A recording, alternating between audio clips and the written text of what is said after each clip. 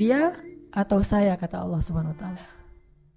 Sehingga orang-orang yang yakin kepada Allah, orang yang tahu betapa kebersamaan Allah itu tidak ada duanya, betapa Allah itu cukup buat kita, dengan tegas dia akan mengatakan, hasbi Allah, cukup bagi saya Allah.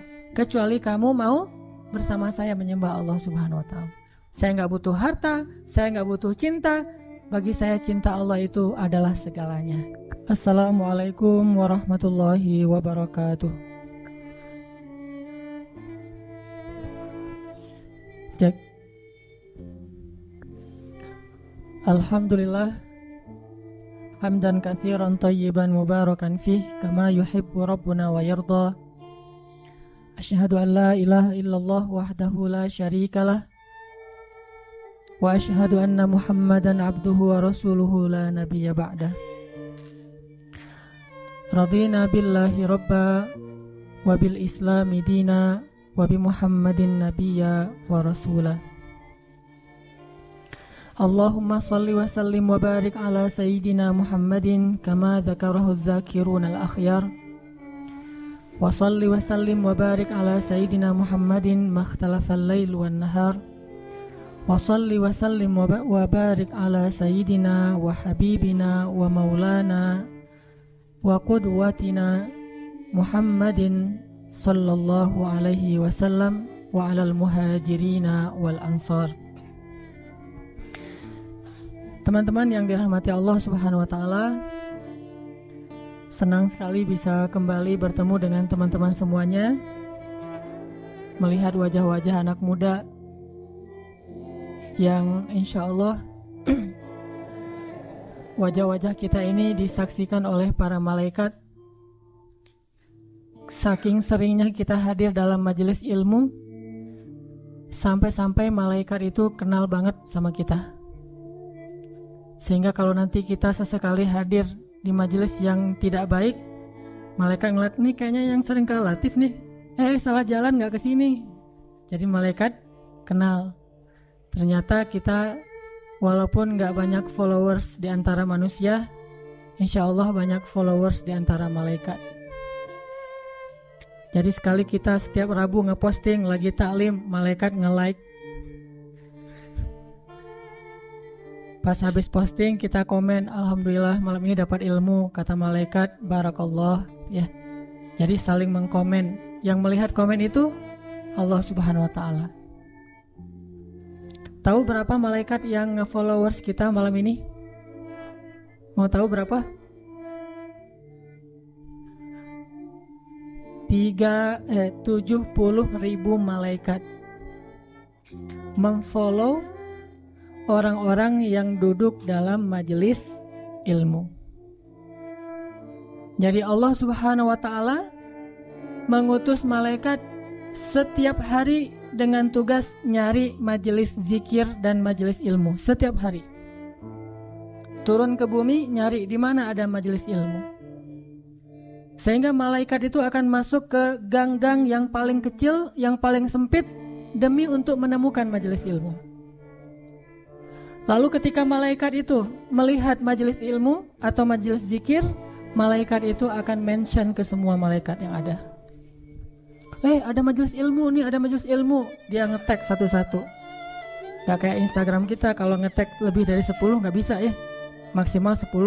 Saya pernah nih, maaf ya teman-teman yang pernah komen panjang di Instagram saya, terus saya pas lagi kosong saya bales komennya, diskaliguskan, di tag satu-satu, di mention satu-satu. Ternyata kebanyakan 20 yang saya mention, pas saya di share gak bisa. Saya baru tahu ternyata maksimal 10.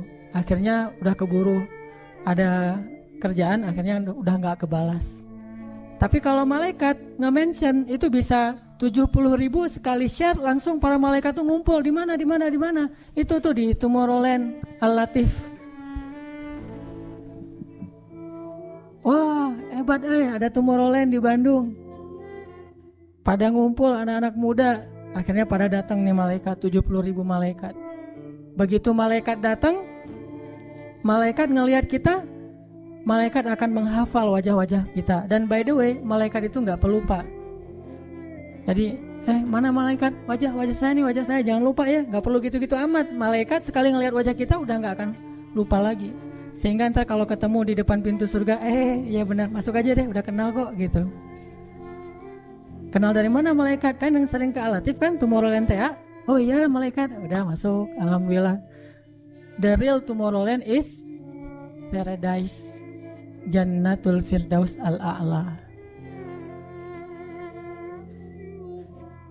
Terus kemudian malaikat yang ikut dalam majelis kita akan terus mendoakan kita sampai kita batal wudhu. Maaf. Makanya di antara etika duduk dalam majelis ilmu itu adalah berwudhu. Dan insya Allah semua kita karena habis sholat dalam keadaan berwudhu. Sampai kita batal wudhu atau sampai kita meninggalkan masjid. Begitu kita meninggalkan masjid, maka malaikat tidak lagi mendoakan kita dengan doa khususnya ahli ilmu.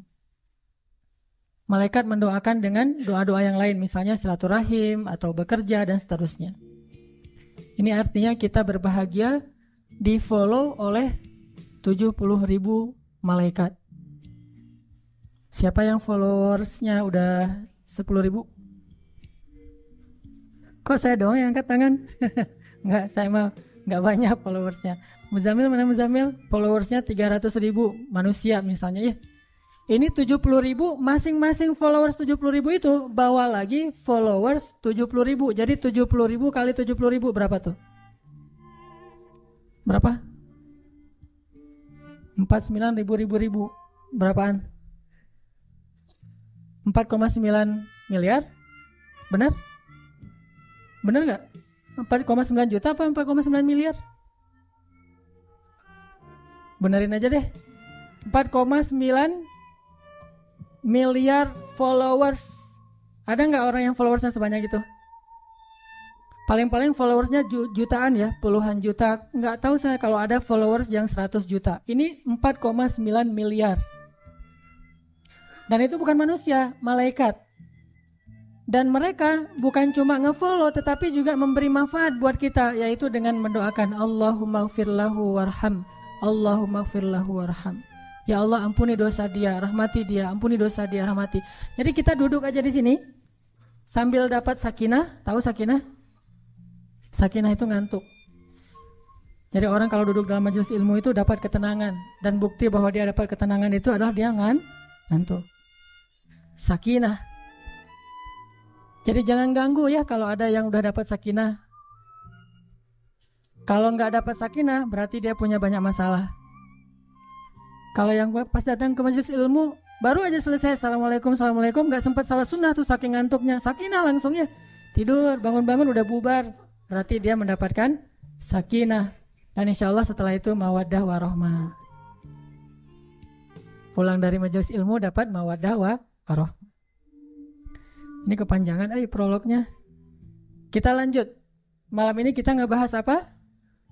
Kita membahas lagi tentang judul lama kita, yang mudah-mudahan ini bisa mengingatkan kita kembali tentang semangat menjaga iman atau keep the faith. Cuman mungkin agak saya aransemen dikit.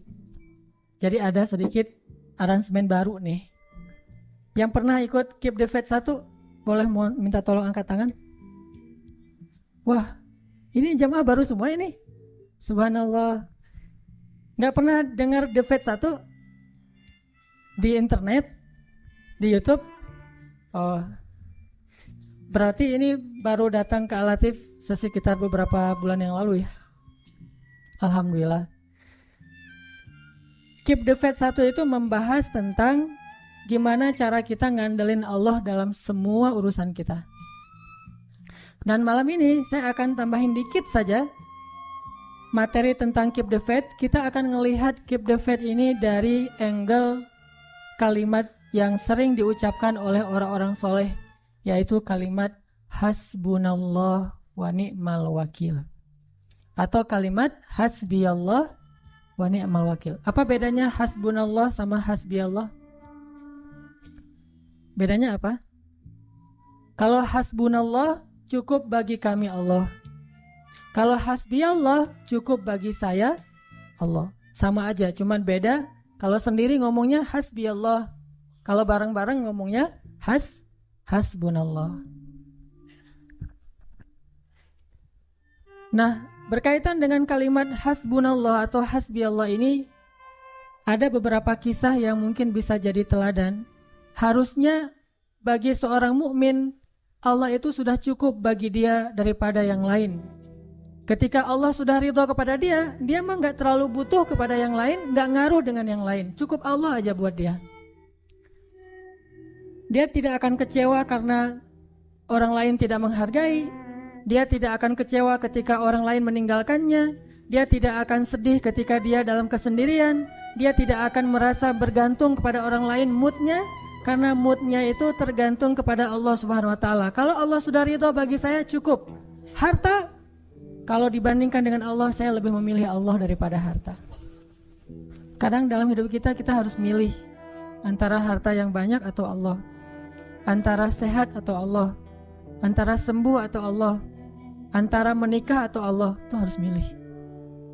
Kadang-kadang kita, nih kamu mau nikah dengan cewek yang paling kamu ngeklik atau mau milih Allah. Kadang harus milih gitu. Contohnya gimana? Misalnya calon pasangan kita adalah orang yang mungkin belum Allah kasih hidayah, beda agama. Tapi udah terlanjur cinta banget nih. Udah cinta banget sama dia dan secara akhlak dia orangnya baik banget. Cuma satu aja masalahnya, dia belum beriman. Dan kita ajak untuk masuk Islam juga, dia masih agak-agak galau gitu dan belum bisa memutuskan. Tapi udah terlanjur baper, udah cinta banget, udah cinta mati, gak bisa hidup tanpa dia, terus gimana tuh? Udah terlanjur cinta, tapi secara fikih, secara agama gak boleh menikah karena dia beda agama. Di situ kita disuruh pilih, dia atau saya, kata Allah Subhanahu Wa Taala. Sehingga orang-orang yang yakin kepada Allah, orang yang tahu betapa kebersamaan Allah itu tidak ada duanya, betapa Allah itu cukup buat kita, dengan tegas dia akan mengatakan hasbiyallah, cukup bagi saya Allah. Kecuali kamu mau bersama saya menyembah Allah Subhanahu Wa Taala. Saya gak butuh harta, saya gak butuh cinta. Bagi saya cinta Allah itu adalah segalanya. Kalau dalam bahasa hadis, Thalathun man kunna fi wajada halawatal iman. 3 hal yang kalau seseorang mendapatkan 3 hal ini, dia akan ngerasain indah banget keimanan itu. Jadi mukmin itu terasa pokoknya udah gak ada masalah lagi deh. Udah jadi mukmin udah cukup gitu. Ketika dia dapat iman, bagi dia itu udah dapat segalanya. Ketika dia yakin kepada Allah, bagi dia itu sudah mendapatkan dunia dan seisinya, bahkan lebih dari itu. Salasun, 3 hal yang kalau kita dapatin ini, insya Allah kita akan bahagia sebagai orang mukmin. Kalau nggak dapat ini, walaupun kita beriman, kita nggak akan bahagia banget. Pengen jadi orang mukmin dan bahagia, milikilah 3 hal ini. Salah satu dari 3 hal itu adalah ayyakunallahu wa rasuluhu ahabba ilaihi mimma siwahuma. Ketika Allah dan Rasul lebih dia cintai dari apapun juga. Kalau kita bisa Allah dan Rasul paling kita cintai dalam hidup kita, kita akan bahagia. Tapi kalau ada sesuatu yang lebih kita cintai daripada Allah dan Rasul dalam hidup kita, kita nggak akan bahagia. Kita boleh mencintai pasangan? Boleh nggak? Boleh, tapi nggak boleh melebihi cinta kita kepada Allah dan Rasul. Kita boleh mencintai anak? Boleh, tapi nggak boleh melebihi kecintaan kita kepada Allah dan Rasul. Kita boleh mengumpulkan harta, saya nggak bilang cinta harta, mengumpulkan harta. Tapi tidak boleh harta itu masuk ke dalam hati kita sehingga kita mencintainya. Bahkan seperti kita mencintai Allah dan Rasul, nggak boleh. Harus lebih Allah dan Rasul di atas segalanya. Ayyakunallahu wa rasuluhu ahabba ilaihi mimma siwahuma. Pokoknya Allah itu cinta mati saya, Rasulullah itu cinta sejati saya, dan saya tidak pernah mencintai sesuatu pun atau seseorang pun seperti saya mencintai Allah dan Rasul. Sahabat, seperti hampir seluruh sahabat kayak gitu.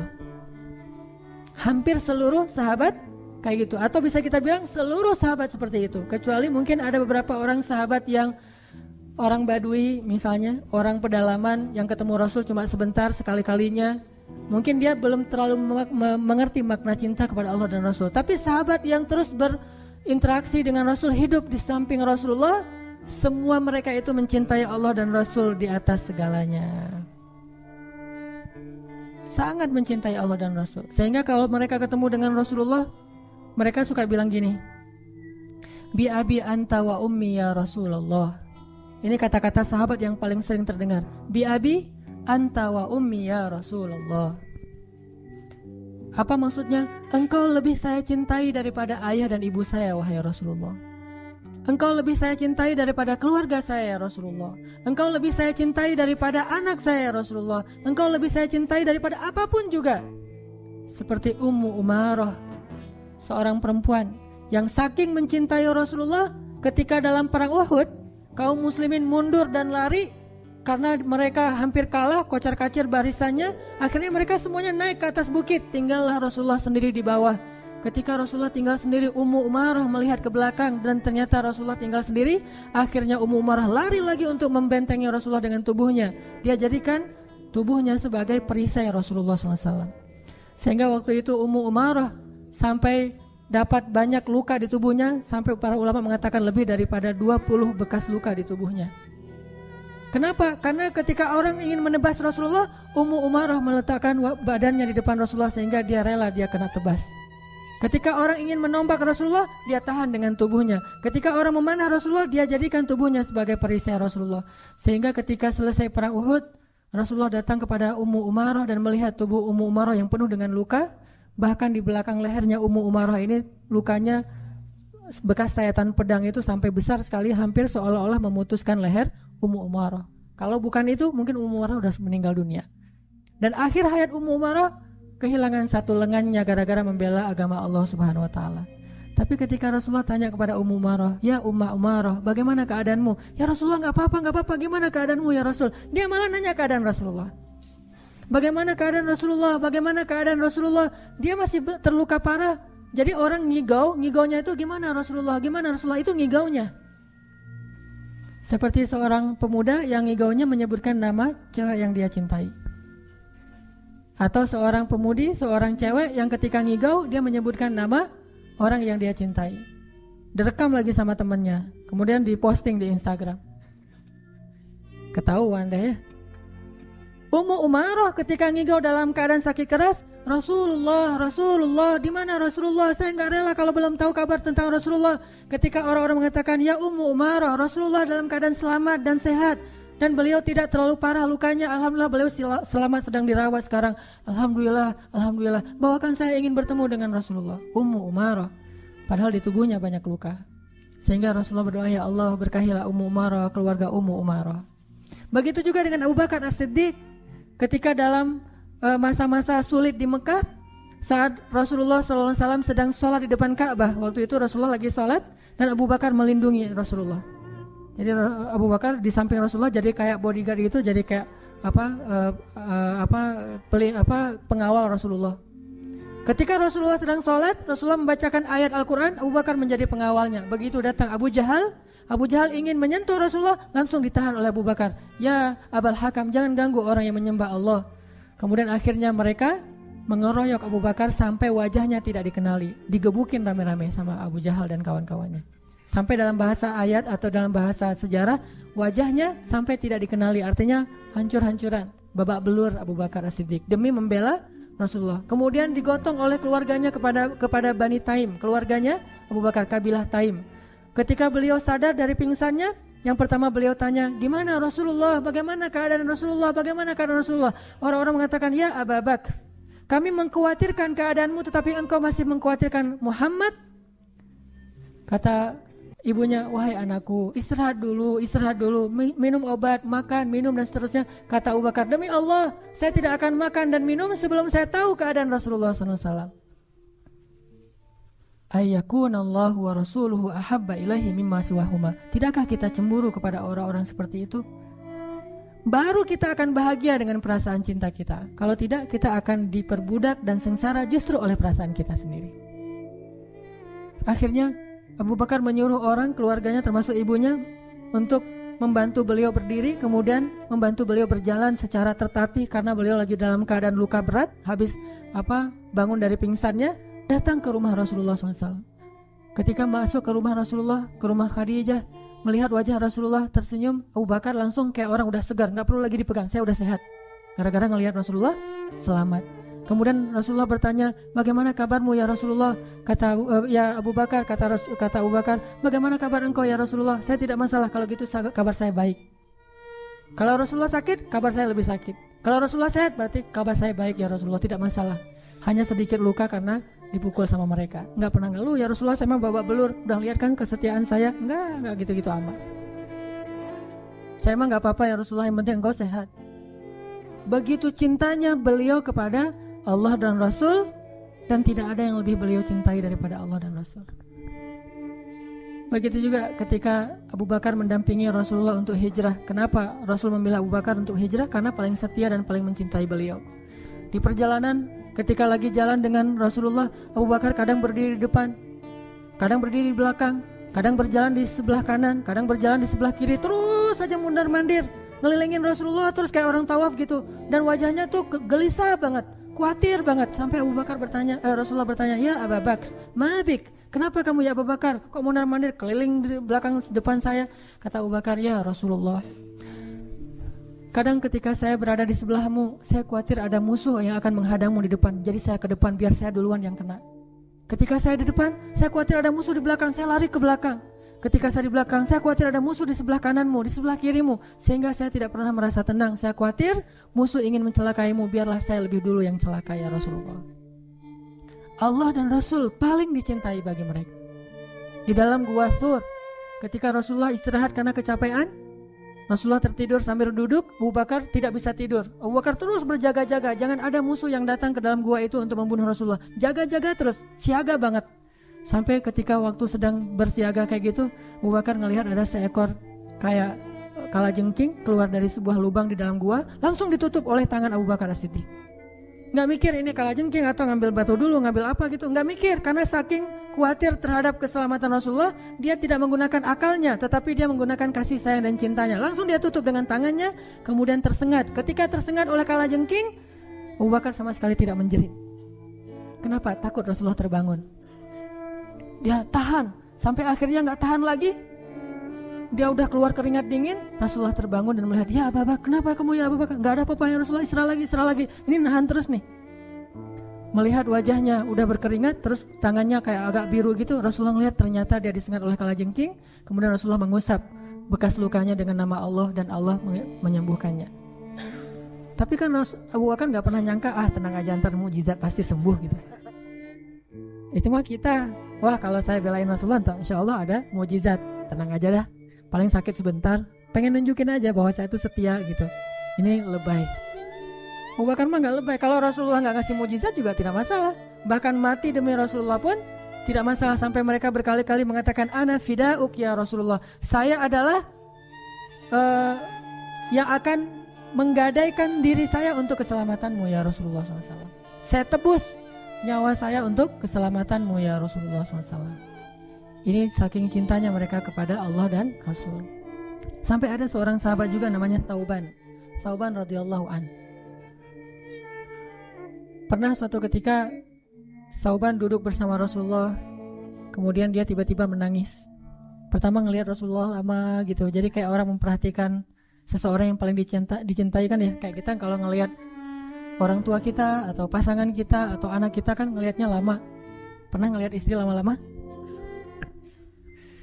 Wah itu, saya kalau ngelihat istri saya tuh suka lama gini aja, lama banget, selama orang sholat tahajud. Weh, nggak gitu juga kali. Ngelihat istri lama, kenapa? Karena sayang kepada pasangan kita. Kita ngelihatnya lama dengan bahasa kasih sayang, tapi nggak ngelihat dengan perasaan lain ya. Perasaannya cuma kasih sayang, jadi nggak macam-macam. Ini ada sahabat namanya Thauban. Kalau ngelihat Rasulullah tuh lama, ngeliatin, senyum. Rasulullah lihat, ya Thauban kenapa? Enggak ya Rasulullah, ngeliatin lagi. Jadi kayak orang, kalau di kita mungkin apaan sih lo gitu ya. Enggak. Kalau sahabat mah cintanya murni karena Allah, bukan karena macam-macam, bukan LGBT.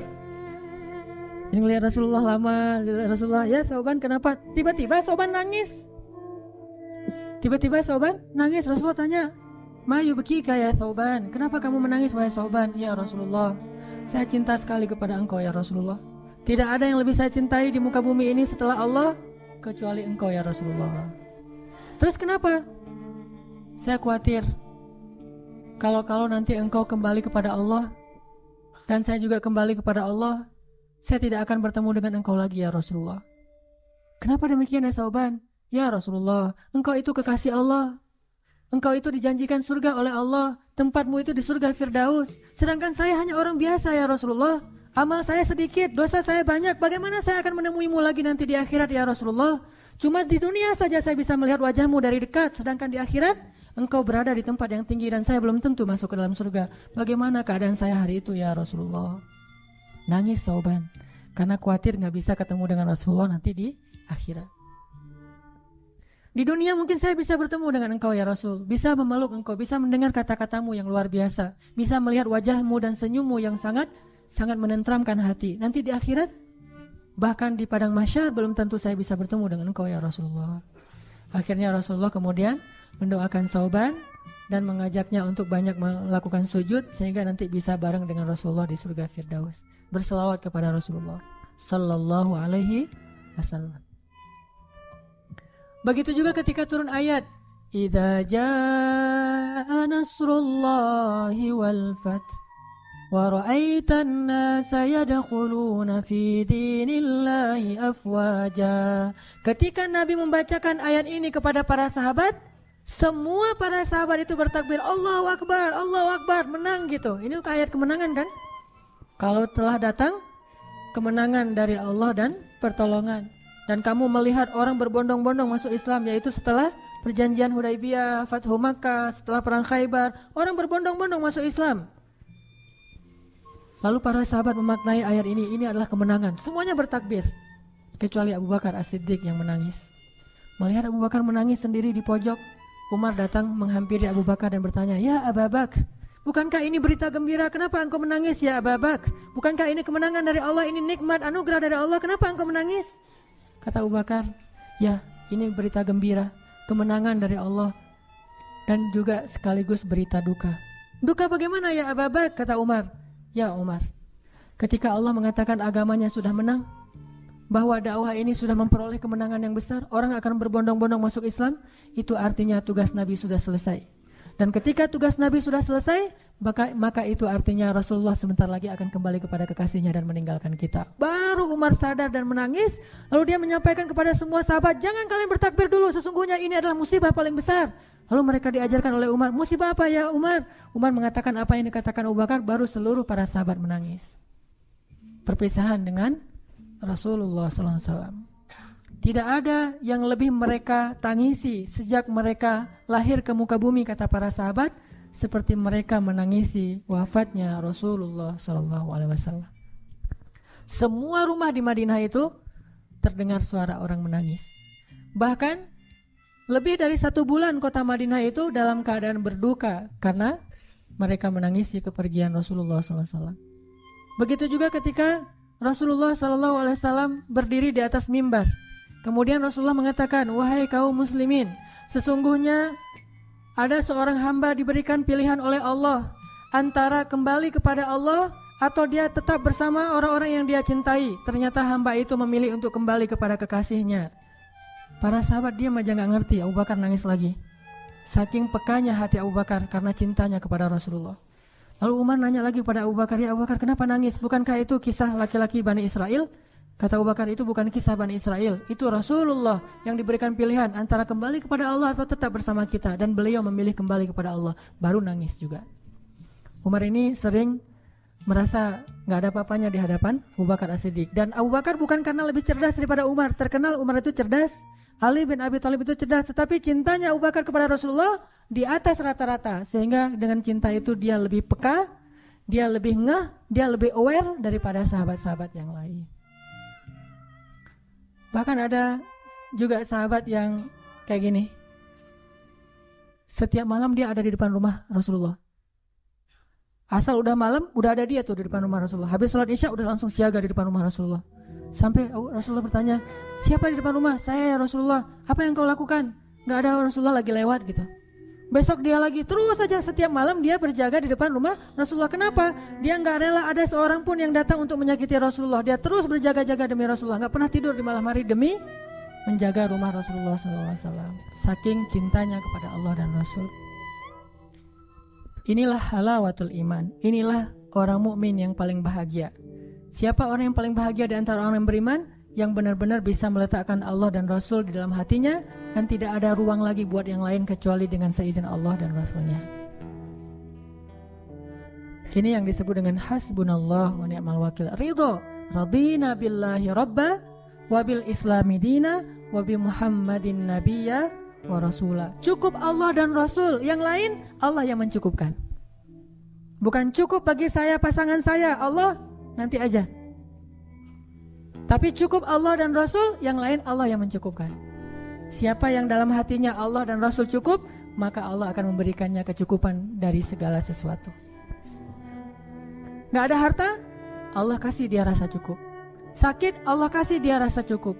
Sendiri Allah kasih dia rasa cukup. Yang membuat kita sengsara itu bukanlah kita kekurangan harta, bukanlah kita sendiri, bukan kita dalam keadaan susah atau banyak penyakit. Yang membuat kita sengsara itu hati kita tidak cukup merasa bahagia.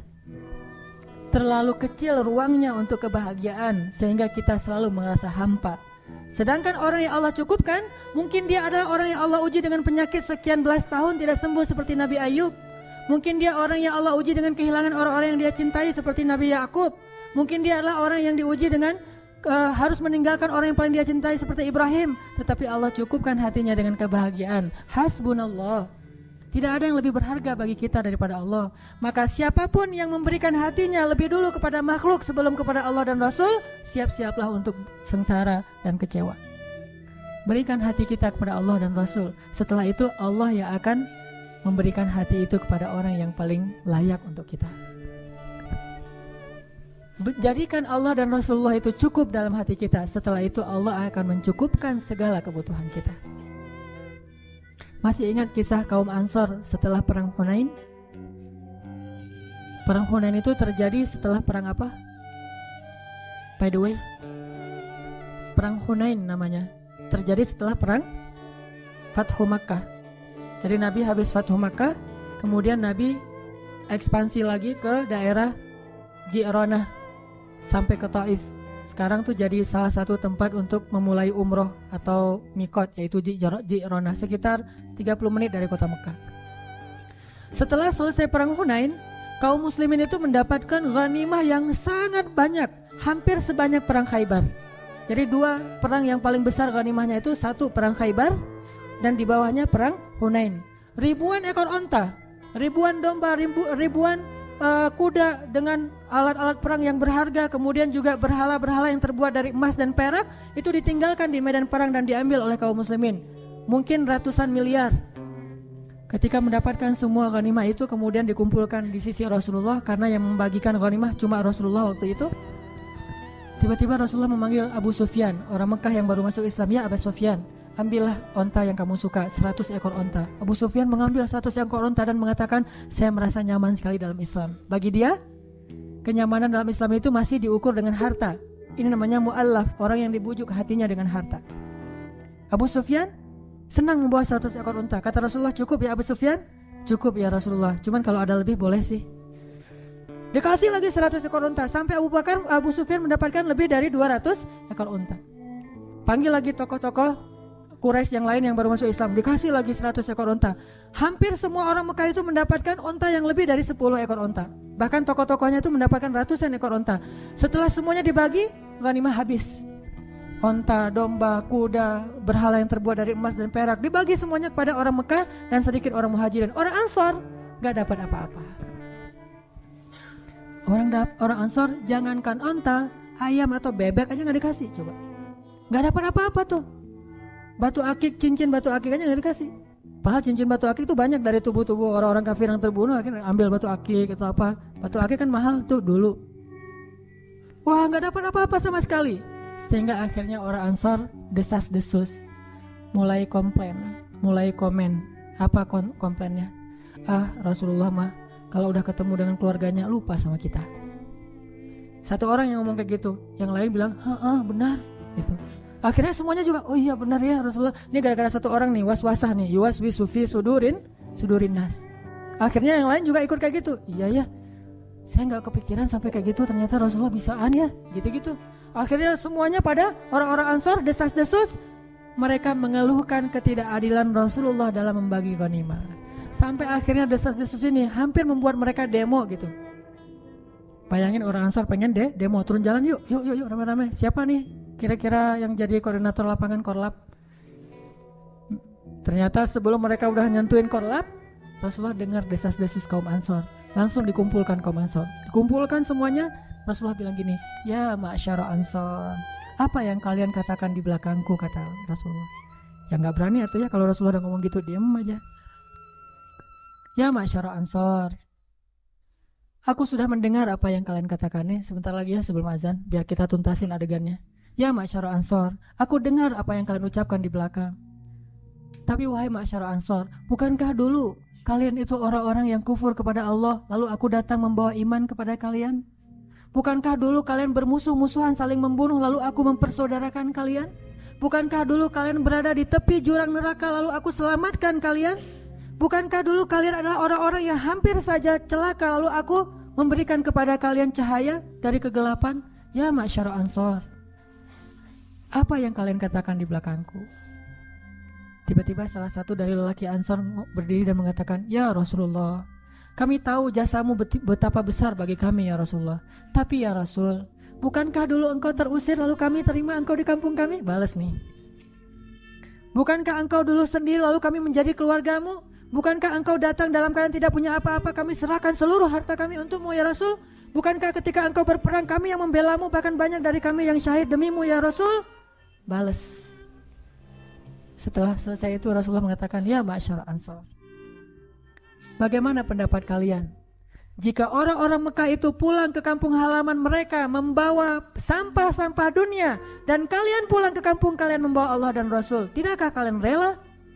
Langsung mereka berteriak, kami rela Allah dan Rasul. Biarkan mereka membawa pulang sampah-sampah dunia, kita dapat Allah dan Rasul. Allahu Akbar. Semuanya semangat dikasih Allah dan Rasul. Kalau kita disuruh pilih kayak gitu, ya Rasulullah, Allah dan Rasul plus harta juga ya Rasulullah. Itu mah kita ya. Insyaallah nanti kita lanjutkan setelah salat Isya.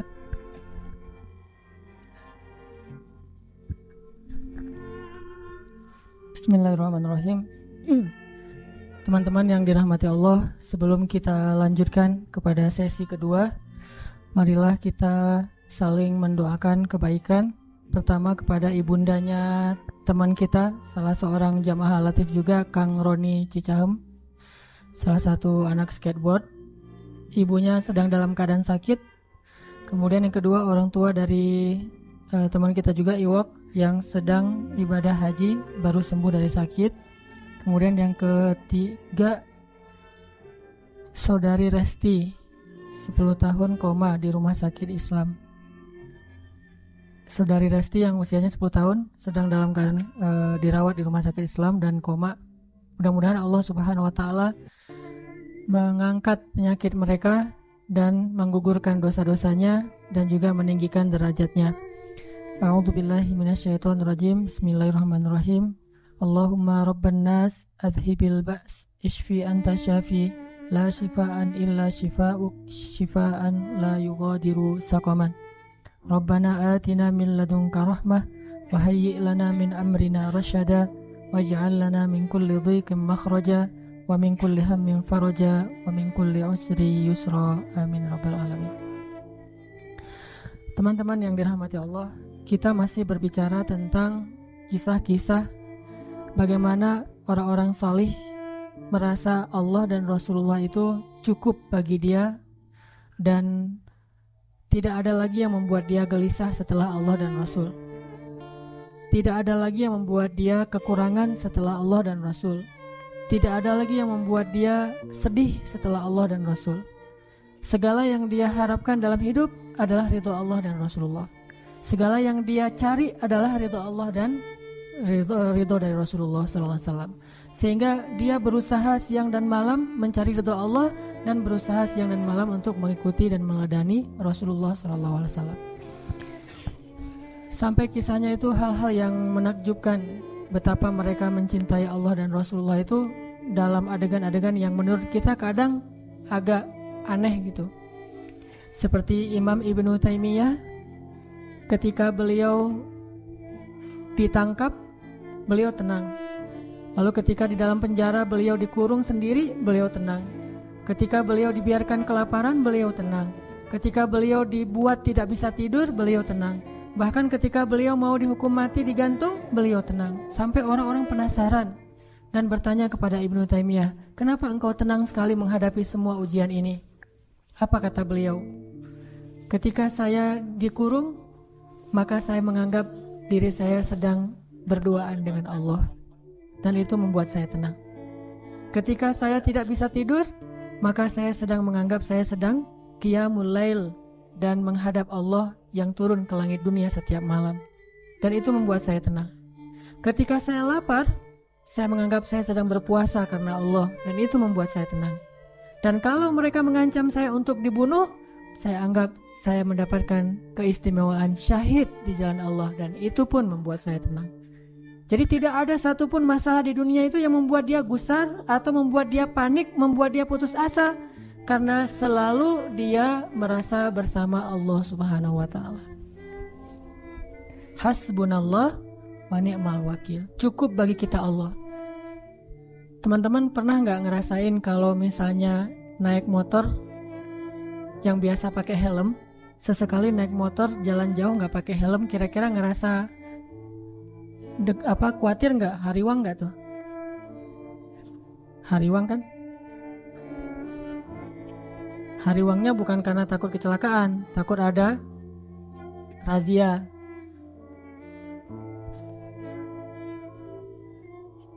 Terus ketika jalan pakai helm, helmnya tuh yang udah standar SNI misalnya, udah bagus, rasanya gimana?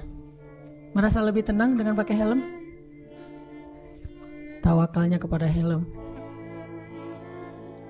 Jalan, mobil kita tuh ada asuransinya. Dengan jalan dengan mobil tidak ada asuransinya, secara normal lebih nyaman yang mana? Yang ada asuransi. Perasaan tenang, perasaan cukup, perasaan tidak khawatir karena pakai helm, karena pakai asuransi, karena jalannya dengan seorang teman yang badannya gede misalnya.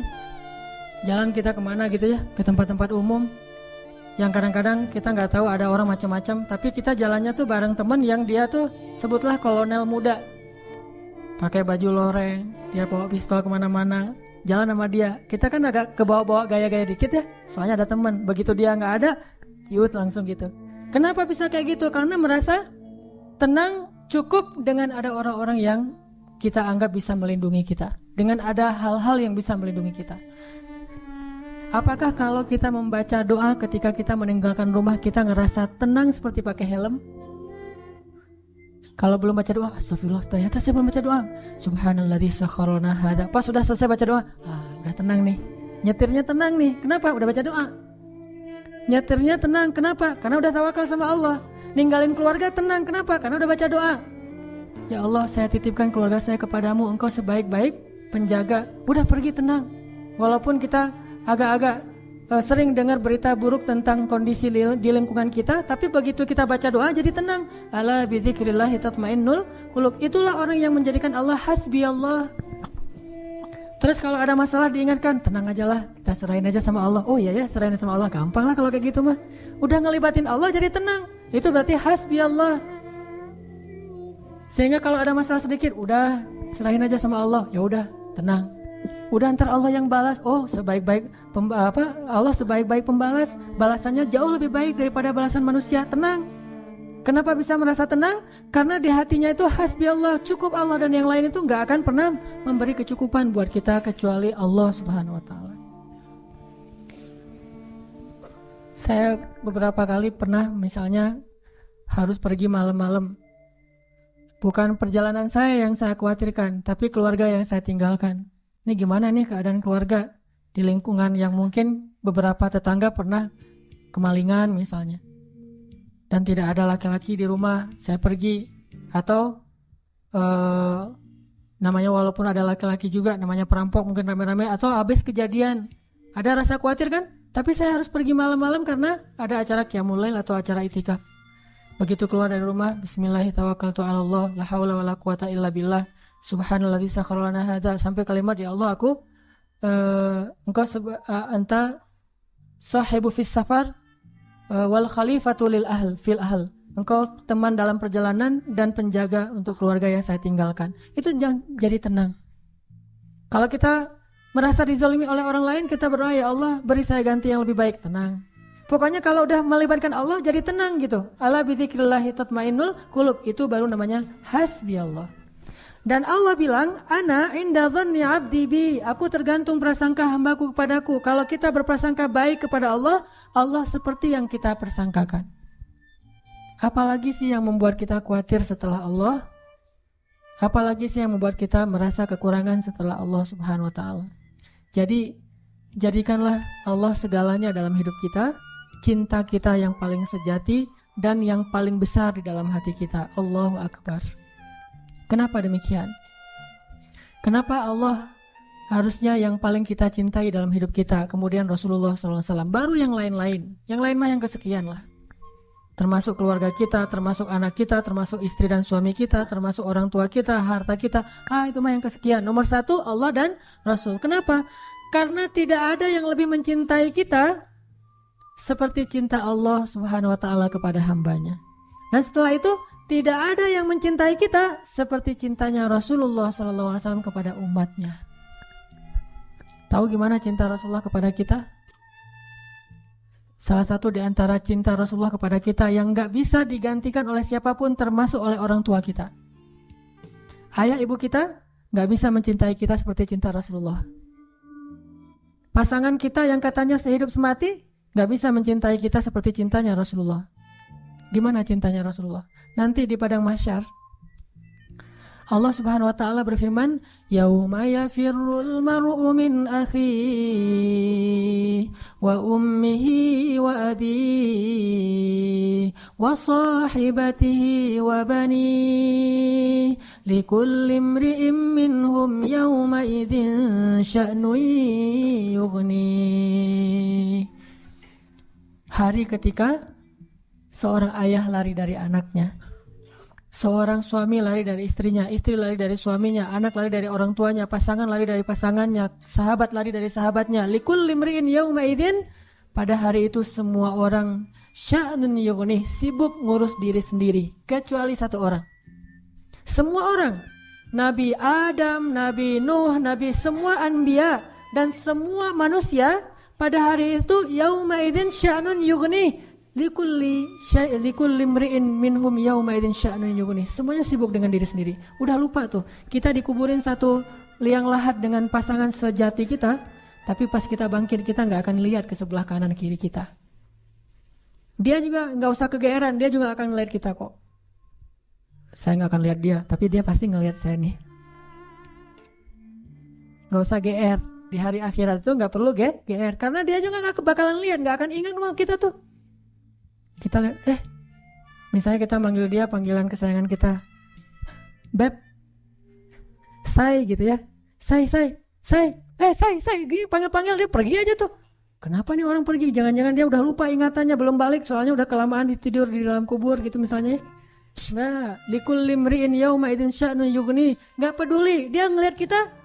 Dia tahu ini suami saya nih, dia tahu ini anak saya nih, dia tahu ini orang tua saya, dia tahu bahwa dia adalah kekasih kita adalah kekasihnya. Dia tahu, tetapi saking takutnya dia terhadap dirinya dan saking dia mementingkan dirinya, pada hari itu dia nggak peduli dengan kita.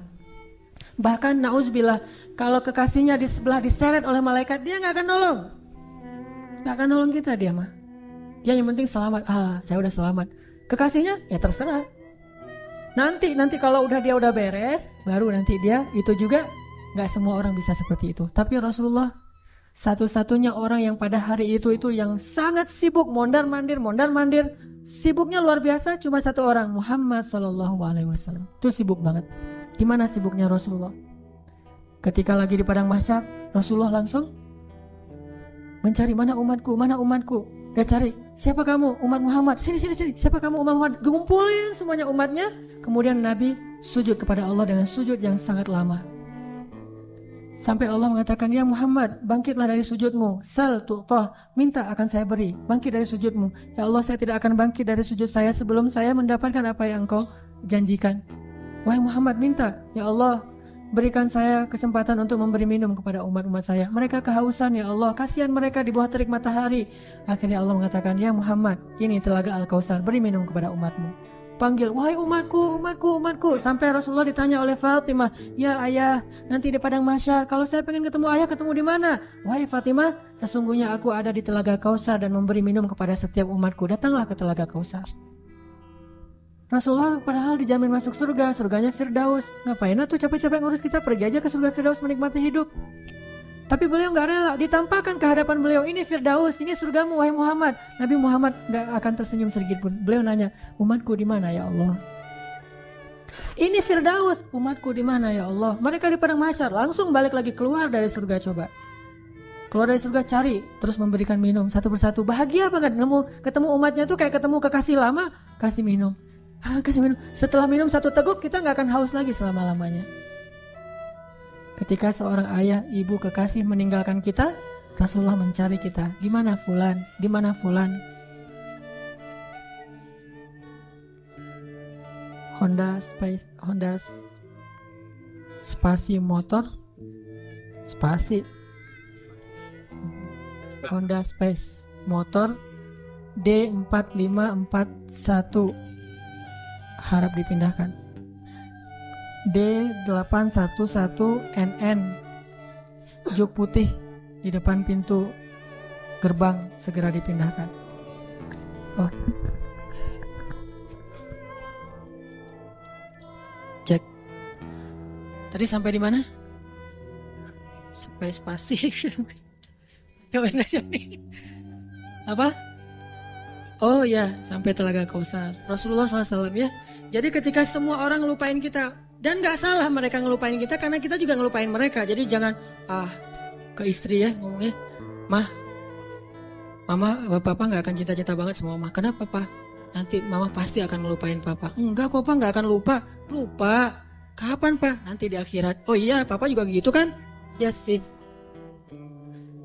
Di situ emang semua orang saling melupakan, dan saling melupakan itu bukan karena Allah mencabut memori dan ingatan kita, karena memang kita mementingkan diri sendiri kecuali Rasulullah SAW. Di mana umatku ya Allah? Kasih minum satu-satu. Setelah dikasih minum, Rasulullah SAW sujud lagi. Ya Muhammad, kenapa engkau sujud? Sujudnya lama banget sambil menangis di hadapan Allah. Ya Rabbi, ya Rabbi, ya Rabbi. Terus Allah mengatakan, bangun ya Muhammad, aku berikan apa yang kau minta. Ya Allah, selamatkanlah umatku dari Sirat. Langsung Nabi meminta kepada Allah kayak gitu, kata Allah, maka tunggulah mereka di ujung sirat. Nabi menunggu kita di ujung sirat sambil mengatakan, Allahumma salim salim, Allahumma salim salim. Ya Allah selamatkan, ya Allah selamatkan. Maka yang amalnya banyak dia lewat. Ada juga yang jatuh ke dalam neraka. Rasulullah ketika tahu umatnya masih banyak yang di dalam neraka, langsung sujud lagi di hadapan Allah. Sujud yang sangat lama. Allah mengatakan, ya Muhammad, bangkitlah dari sujudmu, apa yang kau inginkan? Ya Allah, selamatkanlah seseorang dari api neraka yang di dalam hatinya ada iman walaupun sekecil biji kurma.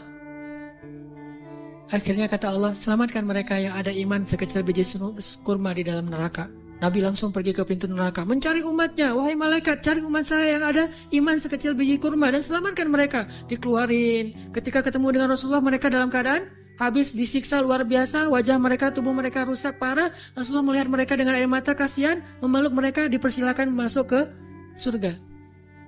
Setelah selesai udah gak ada lagi malaikat, udah gak ada lagi. Balik lagi ke hadapan arasy Allah. Di bawah arasy Allah, Nabi sujud lagi yang lama. Dalam sujud lama itu kemudian Nabi menangis. Allah berkata, ya Muhammad, kenapa menangis? Ya Allah, selamatkanlah umat saya dari api neraka yang mereka di dalam hatinya ada iman sekecil biji jagung. Sekecil jagung. Kata Allah, aku izinkan. Akhirnya Nabi Muhammad lari lagi ke neraka. Wahai malaikat, keluarkan yang ada iman sekecil jagung. Keluar lagi sekian ribu, sekian juta umat Nabi Muhammad. Udah selesai semua, udah gak ada sisa. Balik lagi di bawah arasy Allah. Sujud lagi yang lama, nangis lagi sepanjang waktu yang cukup lama. Sampai Allah bertanya, ya Muhammad, bangkit. Apa yang kau inginkan ya Allah? Keluarkanlah umatku yang di dalam neraka, yang di dalam hatinya ada iman sekecil biji sawi, zarrah. Kata Allah, aku izinkan. Lari lagi ke neraka, selamatin lagi. Balik lagi, sujud lagi, ya Allah. Kata Allah, ya Muhammad, apa lagi ya Muhammad? Bukankah aku sudah menyelamatkan banyak dari umatmu? Ya Allah, demi kasih sayang yang engkau miliki, selamatkanlah umatku yang mereka tidak punya amal kecuali hanya mengatakan la ilaha illallah. Kata Allah, aku izinkan. Nabi Muhammad kemudian lari ke neraka menyelamatkan kita dengan seizin Allah. Makanya Nabi mengatakan, katakan la ilaha illallah, baru aku bisa menyelamatkan kalian. Ketika ketika pamannya mau meninggal, apa kata Nabi? Wahai paman, ucapkan kunci surga la ilaha illallah biar aku bisa nyelamatin paman. Walaupun gak ada amal sama sekali, tapi pamannya dengan takdir Allah tidak mengucapkan. Sibuk Rasulullah sepanjang padang mahsyar yang panas, kemudian di Sirat, kemudian di depan pintu neraka, terus sibuk untuk memikirkan ummati. Ya Rabbi, kaifa ummati? Gimana umatku ya Allah. Rasulullah hanya membukakan pintu surga untuk kita, tapi beliau tidak masuk surga. Kita yang disuruh masuk surga, beliau keluar lagi, sibuk lagi dengan yang lain. Kita yang difikirkan oleh Rasulullah SAW. Apakah orang tua kita bisa melakukan itu nanti di akhirat? Tidak. Cinta yang paling besar dari Rasulullah. Nggak lupa sama kita, kenal juga enggak. Bahkan kita berselawat kepada beliau aja males. Beliau tidak menyelamatkan, ya Allah selamatin aja orang yang berselawat kepada saya. Yang nggak mau selawat nggak usah. Enggak. Yang ada iman sekecil zarrah, yang ada iman sekecil jagung, yang ada iman sekecil biji kurma. Nggak masalah, yang penting umatku ya Allah, selamatkan mereka. Sampai pernah orang kalau sakaratul maut itu kan sakitnya luar biasa ya. Dan kita tahu adegan sakaratul maut Rasulullah. Apa yang beliau panggil? Ummati. Umatku. Ketika beliau haji wada, apa yang beliau ucapkan? Sampaikan apa yang kalian dengar ini kepada umatku yang tidak mendengar, kepada kaum muslimin yang tidak mendengar. Akhirnya riwayat itu sampai kepada kita. Terus mikirin kita, hingga suatu hari Nabi lagi duduk bersama sahabat.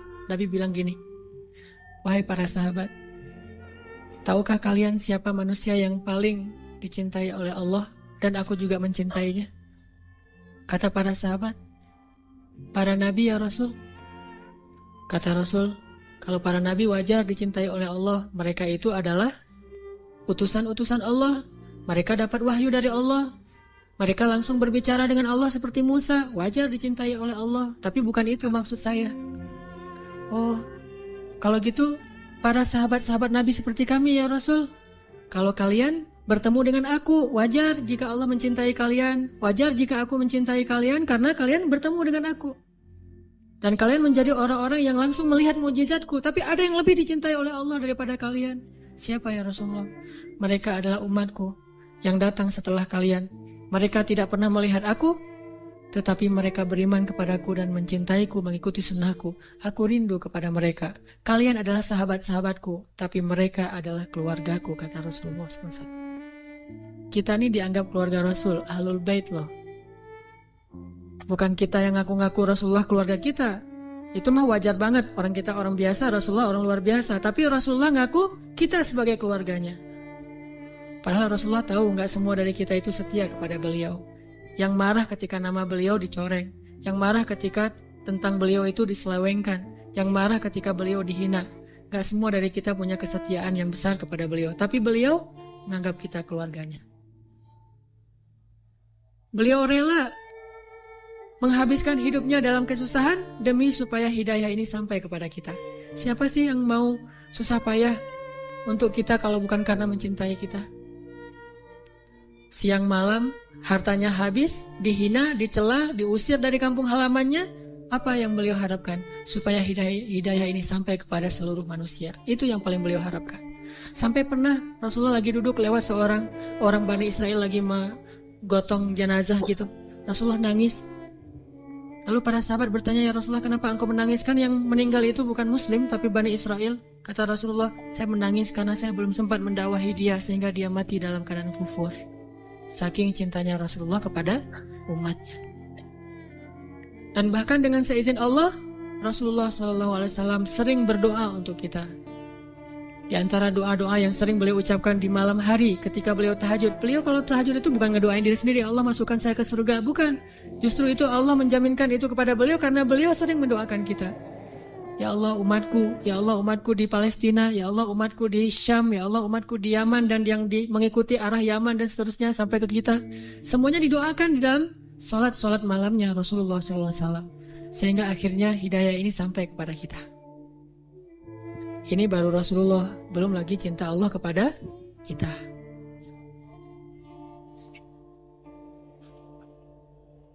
Masih ingat dengan ayat Qul ya ibadiyalladzina asrafu ala anfusihim Qul ya ibadiyalladzina asrafu ala anfusihim La taqnatu min rahmatillah. Allah berfirman kepada orang-orang yang banyak dosa seperti kita, yang pernah berzina, yang pernah minum khamar, yang mungkin pernah membunuh, yang pernah makan riba, yang pernah mengambil hak orang lain secara tidak benar, yang pernah melakukan dosa diam-diam, yang pernah ragu sama Allah, yang pernah diam-diam menuduh Allah dengan tuduhan-tuduhan yang gak pantas kepada Allah, yang banyak dosa, yang kotor, hina, dina. Allah bilang, ya ibadi, hambaku, gitu. Lembutnya panggilan Allah kepada kita. Allah gak menganggap, wahai manusia, wahai pendosa, wahai orang yang hina. Enggak, Allah bilang, Qul ya ibadiyalladzina asrafu ala anfusihim. Bilang kepada hamba-hambaku yang banyak dosa. Tapi Allah gak bilang yang banyak dosa, yang melampaui batas terhadap dirinya. Lembut sekali bahasa Allah. Udah banyak dosa, Allah masih memanggil kita hamba. Sama kayak seorang ibu, anaknya udah durhaka siang malam kepada ibunya, ibunya masih memanggil kepada anaknya, anakku gitu. Gak marah sama sekali. Bahkan ketika kita melakukan dosa, diam-diam di malam hari, tidak ada yang melihat kecuali Allah, kemudian cuma satu malaikat yang mencatat. Allah Subhanahu wa Ta'ala berbisik kepada malaikat itu, jangan catat dulu, mungkin besok dia akan bertobat. Dan jangan kabarkan ini kepada malaikat yang lain. Allah kalau kita buat dosa diam-diam, Allah tutupi aib kita, nggak mau ngasih tahu kepada yang lain. Tapi begitu kita taubat, Allah langsung mengatakan, wahai para malaikat, lihat hambaku itu, dia bertaubat. Giliran kita beramal soleh, Allah umumkan. Giliran kita buat dosa, Allah diam aja. Allah ngelihat, Allah maha syahid, maha alim, maha khabir. Allah menyaksikan yang kita lakukan di malam hari. Allah ngelihat hambaku. Ketika Allah melihat hambaku, Allah kasihan sama kita. Kenapa engkau melakukan itu, wahai hambaku? Malaikat mau catat, wahai malaikat tunggu dulu ya, besok dia mau bertobat mungkin. Dan Allah nggak akan manggil, hei malaikat semuanya lihat nih hambaku lagi berbuat dosa. Nggak, ditutup ya aib kita. Besok ditunggu sehari, oh malaikat ya Allah nih udah besok nih, ntar dulu, ntar malam mungkin dia tobat. Allah membuka pintu tobat untuk dosa siang hari di malam hari. Allah buka pintu tobat di malam hari untuk dosa di siang hari, dan membuka pintu tobat di siang hari untuk orang yang berdosa di malam hari. Oh tunggu nanti malam dia mungkin bertobat. Udah malam, ya Allah dia udah tidur, mungkin ntar lagi dia bangun. Gak bangun juga, 24 jam Allah nunggu kita. Gak boleh catat dulu. Hari pertama gak bertobat, gak datang kepada Allah. Tunggu nanti hari Jumat, siapa tahu pas hari Jumat dia datang bertobat kepadaku. Allah tunggu di pintu masjid, mana hambaku yang itu gak datang-datang. Allahu Akbar, Allahu Akbar. Kita masih sibuk di rumah, kita sibuk di pasar, kita sibuk bekerja, kita menunda-nunda, alasannya kita macet di jalan. Allah tunggu kita di masjid. Gimana? Di depan mihrab. Begitu imam mau naik ke atas mimbar, Allah, mana hambaku, kayak seorang yang mencari kekasihnya yang hilang. Gak datang juga, ya udah malaikat tunggu Jumat yang akan datang.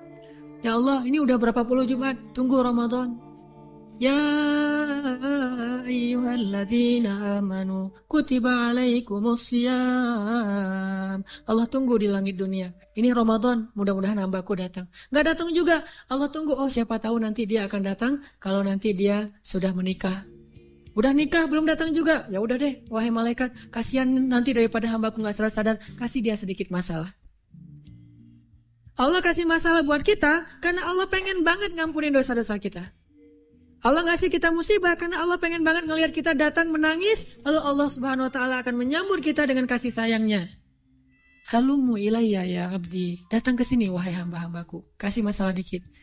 Gak datang juga.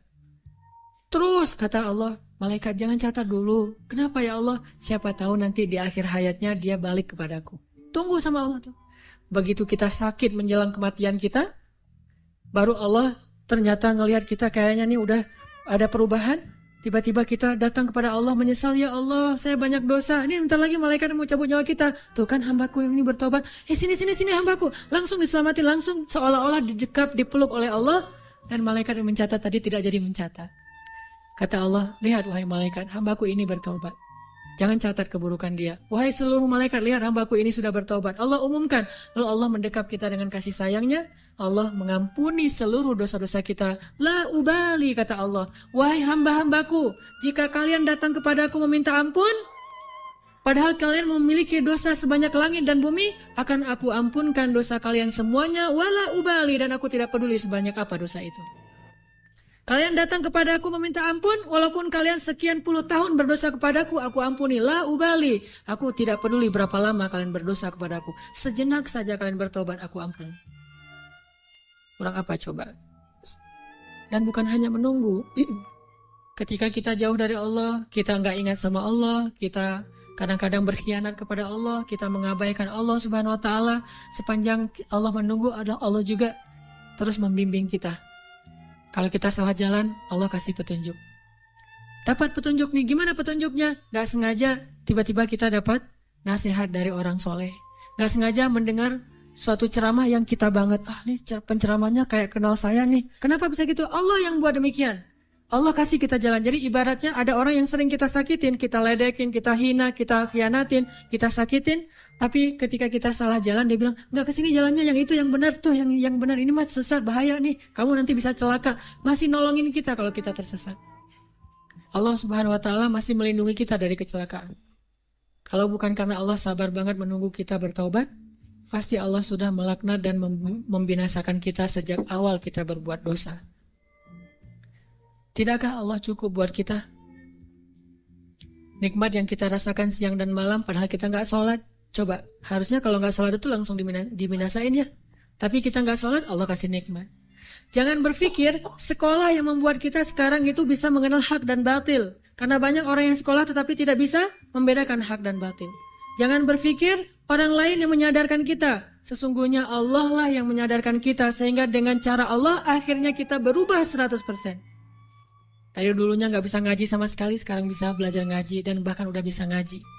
Yang dulunya sama sekali jangankan masuk ke masjid, ngelihat masjid juga kadang-kadang males gitu, sekarang bisa jadi orang yang di shaf pertama masjid, bahkan jadi imam, jadi muazin. Rahmat dari siapa kalau bukan dari Allah Subhanahu Wa Taala? Nanti di akhirat dengan dosa kita yang banyak, tapi sekali kita mengatakan astagfirullahalazim, itu udah cukup untuk Allah punya alasan mengampuni semua dosa-dosa kita. Kita mencela Allah 1000 kali, lalu kita bilang astagfirullah sekali, 1000 kali itu Allah lupain. Udah gak apa-apa. Aku ampunkan dosa hambaku. Saking senangnya Allah kepada kita yang bertobat, itu seperti kalau bahasa Nabi mah seperti seorang keluarga, satu keluarga yang menunggu kedatangan orang yang paling dia cintai yang pergi jauh dan lama tidak pulang. Begitu dia datang, mereka akan menyambutnya dengan sangat bahagia. Kalau kita berbuat keburukan, Allah kasih kita satu dosa supaya gampang diampunin. Tapi kalau kita berbuat kebaikan, Allah kasih kita 10 kali pahala supaya bisa menutupi dosa-dosa kita. Allah maha baik kepada hamba-hambanya. Rasulullah SAW setia banget sama kita. Maka cukuplah Allah dan Rasul yang paling kita cintai dalam hidup kita. Maka setelah itu kita tidak akan sengsara lagi. Teman-teman yang dirahmati Allah Subhanahu Wa Taala, ada seorang laki-laki yang buta, lumpuh, tua, sendiri sebatang kara, miskin. Tinggal di sebuah gubuk. Lalu datanglah seorang sahabat Nabi, Abu Ubaidah bin Jarrah, melihat keadaannya, tetapi melihat dia tersenyum aja. Abu Ubaidah bertanya, "Ya Syekh, Anda ini buta, miskin, fakir malah, sendiri, tinggal di gubuk, gak ada yang ngerawat. Udah gitu, lumpuh lagi, udah tua renta, lemah luar biasa. Tapi kenapa Anda terlihat wajahnya berseri-seri, bahagia, dan selalu mengatakan, Alhamdulillah, Alhamdulillah, Alhamdulillah." Abu Ubaidah bertanya, "Kenapa engkau sangat bersyukur? Apa nikmat yang engkau dapatkan?" Kata Syekh ini, "Saya merasa orang paling beruntung di muka bumi." Lah, kayak gini keadaannya tapi ngerasa paling beruntung di muka bumi. Kenapa engkau merasa paling beruntung di muka bumi? Ya, Allah memberikan kepada saya 2 nikmat yang tidak diberikan kecuali kepada orang yang sedikit sekali. Nikmat yang sangat berharga. Nikmat apa itu, hai Syekh? Lisanan dzakira wa qalban syakira. Allah berikan kepada saya 2 nikmat, yaitu lisan yang senantiasa bisa terus berzikir dan hati yang selalu bisa bersyukur. Dan saya merasa sangat bahagia dengan 2 nikmat itu. Lisan yang terus berzikir, hati yang terus bersyukur. Dan itu sudah cukup buat saya. Artinya apa? Orang kalau sudah menjadikan Allah segalanya dalam hidupnya, bisa menyebut nama Allah aja, bisa mensyukuri nikmat Allah yang walaupun kalau dilihat orang lain tidak ada nikmatnya, kecuali yaitu lisan yang bisa berzikir, itu udah membahagiakan. Gimana dengan kita yang bukan orang tua, bukan orang miskin, bukan orang fakir, bukan sebatang kara, bukan orang buta? Kenapa kita tidak bisa bahagia seperti dia? Karena kita tidak menjadikan Allah segalanya dan cukup di dalam hati kita. Karena Allah tidak segalanya dan cukup dalam hati kita. Padahal kalau kita libatkan Allah dalam hidup kita, Allah akan selesaikan semua urusan kita. Masih ingat kisah 2 orang yang saling berhutang tapi pakai nama Allah? Kita mah kalau berhutang pakai notaris ya, juru tulis, pakai admin, pakai saksinya manusia. Ini enggak, Allah yang dilibatin. Jadi ada 2 orang, dua-duanya soleh, saling berhutang. Si A berhutang ke si B, kata si A, "Akhi, boleh saya berhutang, saya butuh uang." "Oh boleh. Dikasih duit berapa? 100 dinar, dikasih 100 dinar. Setelah dikasih 100 dinar, yang punya uang bilang, "Ini nanti saksinya siapa nih? Kita cuma berdua." Kata orang yang berhutang, "Boleh nggak kalau saksinya Allah?" Kata yang memberi hutang, "Oh kalau Allah boleh. Allah tuh sebaik-baik saksi." "Ya saya setuju, ya udah saya serahin nih duitnya." Allah sebaik-baik saksi. Udah gitu kepikiran lagi, nanti bayarnya kapan? Beri saya waktu 1 tahun. Kalau kamu nanti 1 tahun gak sanggup bayar, gimana jaminannya? Siapa yang menjamin? Kata orang itu, "Boleh gak? Saya emang gak punya jaminan apa-apa. Kalau Allah aja yang menjamin, boleh gak?" Kata dia, "Allah? Ya, wah Allah sebaik-baik penjamin. Boleh banget. Bang, kalau Allah yang menjadi penjamin, udah gak khawatir dah." Ya udah, sah gitu, udah ambil duitnya 100 dinar. Pulang dia, ternyata beda pulau. Selang beberapa lama setelah jatuh tempo, dia udah ngumpulin uang 100 dinar, mau dia balikin, dia mau nyebrang nih. Ternyata dengan seizin Allah, takdir Allah terjadi badai, sehingga tidak ada perahu yang berani menyeberang. Yang punya uang, nungguin di balik lautan, dia nunggu di pantainya. Mudah-mudahan hari ini dia datang membayar hutang saya, karena saya kenal dia orang yang jujur, amanah, baik hati, pasti dia akan datang. Ditunggu, gak datang-datang. Ternyata dia gak bisa nyebrang. Tapi sebelum orang yang tadi mau nganterin duit itu pulang, karena dia sudah janji mau datang, dia paksain akhirnya uang itu dia taruh di dalam sebuah batang kayu, kemudian kayu itu dia hanyutkan ke dalam lautan sambil berkata, "Ya Allah, dulu ketika kami berhutang," dia bertanya, "Siapa saksi?" Saya bilang, "Engkau lah saksi." Kata dia, "Engkau sebaik-baik saksi." Lalu dia bertanya, "Siapa yang menjamin?" Saya bilang, "Engkau lah penjamin." Kata dia, "Engkau sebaik-baik penjamin." "Ya Allah, saya sudah melibatkan Engkau dalam urusan kami." Dan dia juga ridho dengan hal itu. "Hari ini dengan takdirmu saya tidak bisa menyeberang. Mudah-mudahan dengan saya mengirimkan uang lewat sebatang kayu ini, Engkau menyampaikan kepada orang itu, karena Engkau sebaik-baik saksi dan sebaik-baik penjamin." Dihanyutkan, bismillah tawakkaltu 'ala Allah. Orang yang nunggu di seberang, karena udah sore akhirnya dia pulang. Sebelum dia pulang, dia lihat ada sebatang kayu yang terapung-apung. Dia ambil untuk jadi kayu bakar di rumahnya untuk menghangatkan tubuh. Pas dia belah di rumahnya, dia temukan bungkusan dan dia buka, ada uang 100 dinar. Ada surat di situ, "Akhi, maaf saya nggak bisa menyeberang, soalnya terjadi badai yang luar biasa di sebelah sana. Tetapi saya coba titipkan ini kepada sebaik-baik saksi dan sebaik-baik penjamin Allah. Mudah-mudahan sampai kepadamu." Ketika dia baca itu, dia langsung bertakbir, "Allahu Akbar, hasbunallah wa ni'mal wakil." Mungkin kita nggak bisa kayak gitu dalam hutang piutang. Mau hutang piutang kayak gitu? Kita datang ke salah satu finance, "Pak, saya mau kredit motor." "Oh ya Mas, silakan kredit motor nih, ada beberapa produk nih dari kita nih yang setahun, 2 tahun, 3 tahun. "Oh boleh, saya mah 3 tahun aja biar gampang gitu." "Oh ya. Jaminannya apa? Ada PPKB atau apa gitu? Atau slip gaji atau apa?" "Boleh nggak Allah aja yang jadi jaminannya?" Ada yang mau kayak gitu? Kenapa nggak mau? Karena Allah tidak cukup buat kita. Mungkin cukup buat kita, tidak cukup buat orang yang berhutang. Kita mah udah baik-baik. Oh Allah sebaik-baik saksi, Allah sebaik-baik penjamin. Wah, orang kayak gini nih bakal rugi. Kenapa? Semua transaksi dia tuh gagal karena dia berhadapan dengan orang yang tidak beriman. Tetapi kalau sama-sama beriman, masalahnya satu beriman, satu tidak. Memang nggak akan rugi, tetap Allah ganti. Cuman masalahnya kan agak-agak melas gitu ya. Gimana uang saya nggak balik-balik, ada aja alasan. Saya ketuk pintu rumahnya nggak dibukain, saya telepon nggak diangkat, saya SMS nggak di-read. Ini kalau kita berinteraksi dengan orang yang tidak menjadikan Allah sebagai hasbi Allah. Setidaknya kalau kita bertransaksi, ucapkan Bismillahirrahmanirrahim. Kita mau tidur, Bismillahirrahmanirrahim. Libatin Allah dalam semua aktivitas kita deh. Dan itu cukup sekali buat kita. Gak akan rugi. Satu-satunya nama yang kalau kita ucapkan itu gak rugi adalah nama Allah. Kita nyebutin nama ibu, kadang gak ngaruh. Tapi kalau kita nyebut nama Allah Subhanahu Wa Taala, itu luar biasa buat kita.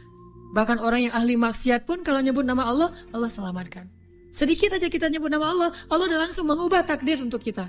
Masih ingat kisah orang laki-laki di zaman Nabi Musa?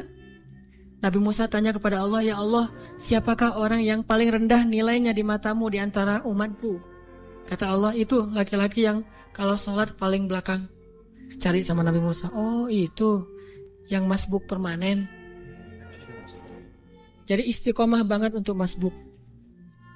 Asal sholat pasti masbuk. Dan masbuknya itu bukan masbuk rakaat kedua, masbuk salam. Pasti tahiyat terakhir aja dia datang. Kalau sholat Jumat duduk paling belakang deket teras atau di teras. Giliran selesai salam yang paling duluan bunyiin kendaraan. Yang pertama nyalain motor. Pulang duluan gitu. Itu tuh yang paling rendah nilainya di mataku di antara umatmu. Oh itu si kakek-kakek buta masbuk terus. Nabi Musa memandangnya sebelah mata. Ini orang pasti ini munafik. Pasti ini gak ada nilainya di apa. Pasti dia gak akan masuk surga. Terus diperhatikan gak ada perubahan. Sampai suatu saat Nabi Musa ngepoin dia, mana dia kok gak datang? Ternyata pas ditanya, dia udah meninggal dunia. Makanya gak datang lagi. Udah gak istiqomah sekarang masbuknya. Karena udah meninggal. Is dead lah ya. Nabi Musa tanya ke Allah, ya Allah, gimana keadaan orang itu di akhirat? Apakah dia masuk surga atau neraka? Kata Allah, ya Musa, dia itu udah masuk surga. Nabi Musa kaget, hah? Gimana ceritanya ya Allah dia masuk surga? Bukannya dia gak punya amal sama sekali, sholatnya juga males-malesan, datang ke masjid selalu telat? Kata Allah, ya Musa, tahukah kamu? Suatu hari sebelum dia meninggal, hari terakhir dia sholat dan masbuk, tetap masbuk. Hari terakhir dia sholat, masbuk. Pas dia pulang, dia dibantu oleh seorang pembantu yang bawa dia pulang. Di tengah jalan, dia bertanya kepada pembantunya, kita sekarang lagi di mana nih? Kalau dalam riwayat yang lain mengatakan dia kesasar, nggak ada pembantu, kesasar sampai ke tengah lapangan, tanah yang lapang, ketemu orang dia tanya, mas, saya ini lagi di mana nih? Orang buta. Orang itu mengatakan, bapak lagi ada di sebuah tanah yang luas, tanah yang lapang. Kata dia, enggak, rahmat Allah lebih lapang. Rahmat Allah lebih luas. Cuma itu doang kata-kata dia tuh. Wahai Musa, dia mengatakan rahmatku lebih luas. Dan memang rahmatku luas, wahai Musa. Maka dengan itu, aku ubah takdirnya. Sesungguhnya rahmatku mendahului takdir. Sesungguhnya rahmatku lebih besar daripada kemarahanku. Allah marah sama pembuat dosa. Tapi begitu pembuat dosa ngelirik ke langit dikit aja, Allah langsung perhatiin ada apa gitu. Allah udah langsung, kalau bahasa kita mah kayak kegeeran gitu. Padahal Allah itu maha mulia, gak perlu geer. Tapi Allah saking perhatiannya sama kita, begitu kita ngeliat ke langit sedikit, wahai hambaku pengen berdoa, pas kita bilang astagfirullahaladzim, langsung dihapuskan dosa-dosa kita. Sesungguhnya rahmat Allah, kasih sayang Allah lebih luas daripada kemarahannya. Itulah kenapa kita harus menjadikan Allah segalanya dalam hati kita. Hasbi Allah wa ni'mal wakil. Mudah-mudahan ini bisa menyemangati kita dalam hidup kita. Pokoknya kalau belum udah pakai helm, udah pakai jaket yang tebal, udah pakai sepatu yang benar-benar udah kayak orang naik Harley gitu ya. Padahal naiknya bebek gitu, tapi udah kayak orang naik Harley. Udah lengkap tuh pakaiannya. Jangan pernah merasa aman sebelum mengatakan Bismillahirrahmanirrahim. Udah ikhtiar ini, ikhtiar itu. Jangan pernah merasa cukup sebelum mengatakan Tawakkaltu 'alallah. Pokoknya kalau belum ngelibatin Allah, belum selesai. Kalau udah ngelibatin Allah, yang lain belum selesai, insya Allah Allah selesaikan. Allah cukupkan. Allah berikan jalan keluar untuk kita. Wa may yattaqillaha yaj'al lahu makhraja. itulah modal hidup kita. Mudah-mudahan itu bisa menjadi obat hati kita. Mudah-mudahan juga menjadi solusi dalam masalah-masalah kita. Marilah kita tutup dengan sama-sama berdoa. Semoga Allah memberi kita hidayah dan menyayangi kita sebagaimana Allah menyayangi para anbiya dan orang-orang soleh. A'udzu billahi minasy syaithanir rajim. Bismillahirrahmanirrahim. Alhamdulillahi rabbil alamin. Hamdan yuwafi ni'amahu wa yukafi'u mazidah. Ya Rabbana lakal hamdu kama yanbaghi li jalali wajhikal karim wa 'azimi sultanik.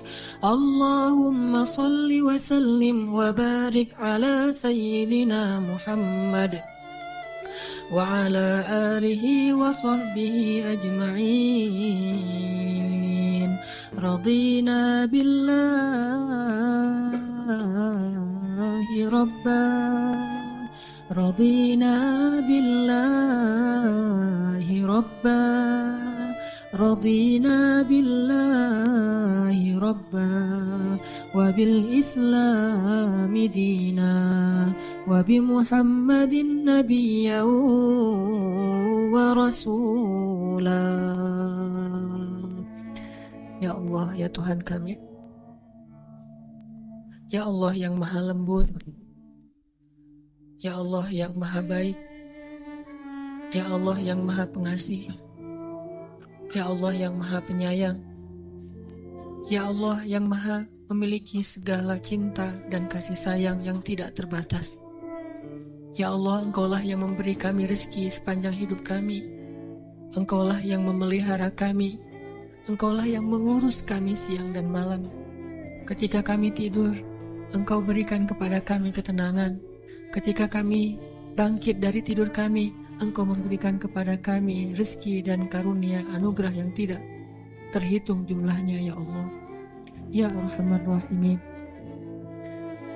Engkaulah yang menciptakan kami, dan Engkau sebaik-baik pencipta. Engkaulah yang membentuk rupa kami, dan Engkau sebaik-baik pembentuk rupa. Engkaulah yang menggenggam hati kami, dan Engkau sebaik-baik yang menggenggam hati. Ya Arhamar Rahimin, kepadamulah kami berserah diri, ya Allah. Siapa lagi yang bisa kami harapkan setelah Engkau, ya Allah? Siapakah lagi yang bisa kami gantungkan segala permintaan dan doa-doa kami kecuali kepada Engkau saja, ya Allah? Siapa lagi yang bisa melakukan apapun tanpa pengecualian, tanpa ada batas kecuali Engkau, ya Allah? Engkau maha kuasa atas segala sesuatu, ya Allah. Ya Arhamar Rahimin, Engkaulah harapan kami, ya Allah. Engkaulah harapan hidup dan mati kami, ya Allah. Engkaulah harapan dalam setiap tangis dan air mata kami, ya Allah. Engkaulah harapan ketika hati kami dalam keadaan sedih, ya Allah. Engkaulah harapan ketika kami merasa sendiri, ya Allah. Tidak ada yang sepertimu. Engkau yang maha agung dan maha sempurna, ya Allah. Ya Arhamar Rahimin, Rabbal Alamin, Tuhan alam semesta, pencipta dan pemilik langit dan bumi. Ampunkanlah dosa-dosa kami, ya Allah. Ampunkanlah kesalahan-kesalahan kami, ya Allah. Malu kami menyebutkan satu persatu dari dosa-dosa kami itu, ya Rabb. Malu jika kami harus menyebutkan kesalahan-kesalahan kami di masa yang lalu, ya Allah. Bahkan mengingatnya saja kami malu, ya Allah. Betapa hinanya diri kami jika kami melihat dosa-dosa yang kami lakukan selama ini, ya Allah. Betapa rendahnya diri kami di antara orang-orang soleh jika seandainya mereka tahu perbuatan-perbuatan kami ketika kami sendiri. Dosa yang kami sembunyikan, ya Allah. Engkau tahu betul apa yang kami lakukan, ya Allah. Ampunkanlah kesalahan kami, ya Allah. Mungkin dulu kami pernah berzina, ya Allah. Dan kami tahu itu perbuatan dosa besar yang tidak sanggup kami membayangkan betapa besar siksaan terhadap dosa itu, ya Allah. Tetapi Engkau menunggu kami bertobat, dan hari ini kami datang ke hadapan-Mu dan meminta ampun kepada-Mu, ya Allah. Mungkin dulu kami sering hidup khamar, ya Allah. Mungkin kami sering menanggung minuman yang telah Engkau haramkan, padahal kami tahu itu haram bagi kami. Dan yang lebih pasti lagi, kami sering meninggalkan sholat. Kami tidur di waktu subuh. Kami baru bangun ketika matahari sudah panas. Dan kami tidak merasa berdosa akan kesalahan-kesalahan itu, ya Allah. Kami mendengar nama-Mu dikumandangkan di dalam azan-azan di menara-menara masjid. Allahu Akbar, asyhadu an la ilaha illallah. Salat, kami mendengar Engkau memanggil kami datang ke rumah-Mu, tetapi kami mengabaikan panggilan. Kami meneruskan pekerjaan, kami meneruskan permainan, kami meneruskan aktivitas dan perbuatan-perbuatan sia-sia kami. Kami mengabaikan panggilan-Mu, ya Allah. Tetapi ketika kami punya masalah, kami berharap Engkau mendengar permintaan kami, ya Allah. Ketika Engkau memanggil kami, kami menutup telinga kami. Tetapi ketika kami memanggil Engkau, kami ingin Engkau segera mengabulkan doa-doa kami. Betapa egoisnya hamba-Mu ini, ya Allah. Ampunkanlah dosa-dosa kami, ya Allah. Sungguh rugi kami menjadi hamba jika Engkau tidak mengampuni dosa-dosa kami. Jika Engkau tidak memaafkan kesalahan kami, betapa rugi ibu yang telah mengandung dan melahirkan anak seperti kami, ya Allah.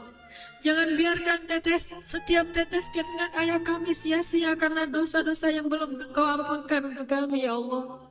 Jangan biarkan setiap tetes susu ibu kami sia-sia karena kami tumbuh menjadi anak-anak yang durhaka dan tidak diampuni dosa-dosanya, ya Allah.